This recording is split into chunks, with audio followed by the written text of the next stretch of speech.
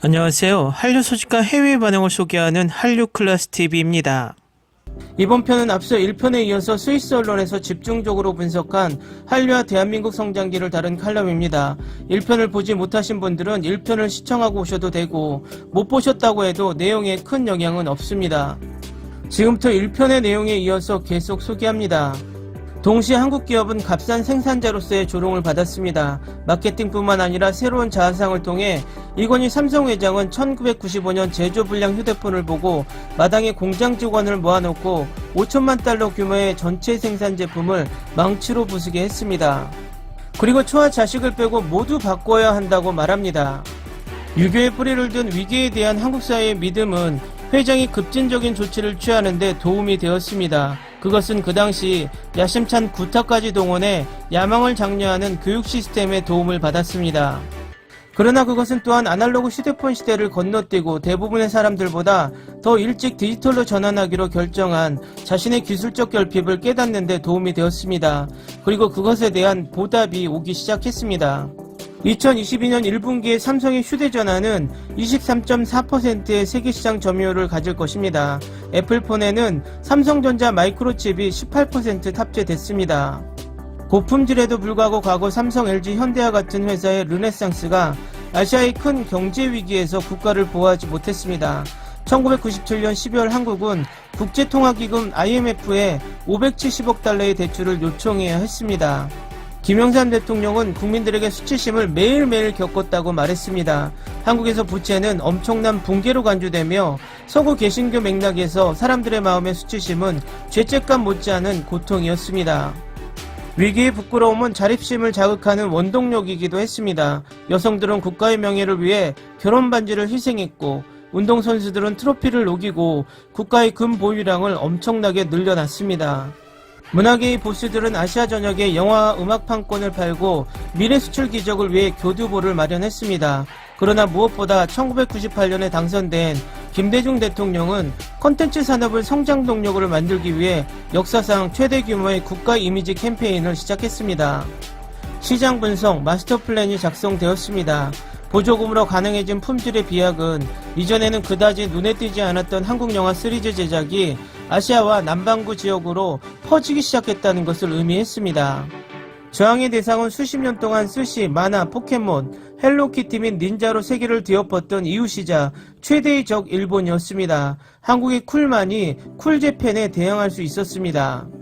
한국도 일본과 합의점을 찾았습니다. 수천 년에 걸쳐 반복적으로 나라를 식민화한 모든 제국 열강 중에서 일본은 가장 무자비했습니다. 수십 년 전 한국은 1910년부터 1945년까지 일본에 의해 점령되었고 당시 교실에서 한국어가 금지되었습니다. 일본은 외국의 지배를 문명에 대한 기호로 정당화했습니다. 세계는 일본 장교들의 성노예로 한국 여성을 납치한 것을 기억합니다. 한국이 차츰 자신들만의 소프트파워로 반격하기 시작한 것은 2000년대가 되어서였습니다. 그리고 신비롭고 잘생긴 남자의 얼굴이 필요했습니다. 윤사마 배용준은 TV 시리즈 겨울연가의 주연 배우로 일본 여성들의 마음을 사로잡았습니다. 일본의 한류 작가는 배용준은 일본에서 없는 남성미가 물씬 풍기는 얼굴을 갖고 있다고 말했습니다. 로맨틱하고 따뜻함이 가득한 남성다움의 새로운 모델에 직면하여 일본 여성들은 상상할 수 없는 숭배 정신에 빠졌습니다. 배용준의 동상을 보기 위해 수만 명이 한국을 찾았습니다. 여행 관광은 40% 증가했습니다. 종합해보면 배용준 씨는 한국 산업에서 23억 달러의 매출 증가를 책임지고 있는 것으로 알려졌습니다. 간절함이 일본에 대한 한국의 문화적 승리를 가져왔습니다. 그러나 그 이면에는 식민화의 트라우마와 연결된 한이라는 실존적 감정이 끌어올라왔습니다. 그것은 슬픔과 관련이 있지만 분노와 복수와도 관련이 있으며 복수가 실패했을 때 발생합니다. 겨울연가와 동시에 세계 영화를 정복하기 시작한 복수영화 3부작의 감독 박찬욱은 다음과 같이 설명합니다. 복수는 나의 것, 올드보이, 친절한 금자씨는 성과학을 초월한 생명력 체험으로 복수를 표현합니다. 한국의 K시네마는 모든 시상식의 성공의 보증인이 되었습니다. 2002년 임권택 감독의 취하선이 칸 영화제에서, 김기덕 감독의 피에타가 베니스 황금사자상, 봉준호 감독의 호러 코미디 기생충이 2020년 아카데미 사관왕을 차지했습니다. 기생충은 사회를 지하와 상층으로 나누는 것을 패러디합니다. 그것은 대학에 입학하거나 살인의 지점까지 거의 불가능한 격차 사이를 보여줍니다. 그럼에도 불구하고 전형적인 심리적 현실을 포착하는 과장된 영상이며 세계적으로 유명한 한국의 학구열의 근원이기도 합니다. 한국의 사회혁명가들은 사회적 스트레스의 원인이 되며 철학자 공자의 말을 인용하여 14세기에 이르면 세습귀족 제도를 능력주의 제도로 대체했습니다. 과거라는 시험에 합격하면 누구나 귀족이 될 수 있습니다. 이것은 3년에 한 번뿐이었고 문학에서 의학, 회계에 이르기까지 거의 모든 지식 분야를 다루었고 매우 어려웠기 때문에 거의 통과하지 못했습니다. 성공한 자의 후손도 다시 시험을 봐야 했고 실패한 자는 다시 하층 계급으로 떨어졌습니다. 젊은이들이 여가 시간에 상식 백과사전 내용을 암기하는 데 시간을 할애하는 오늘날에도 내면화된 과거 시스템이 작동하고 있습니다.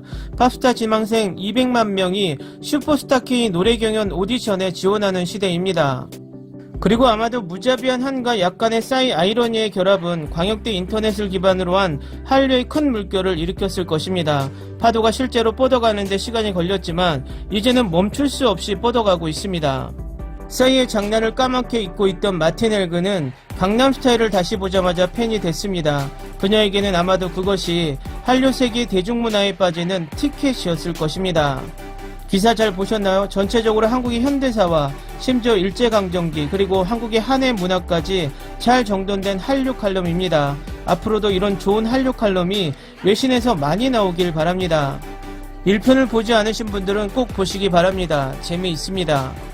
재밌게 잘 보셨나요? 여러분의 구독과 좋아요, 댓글은 컨텐츠 제작에 큰 힘이 됩니다. 재밌게 보셨다면 꼭 부탁드립니다. 좋은 영상으로 보답해 드리겠습니다. 오늘도 편안한 하루 되시기 바랍니다.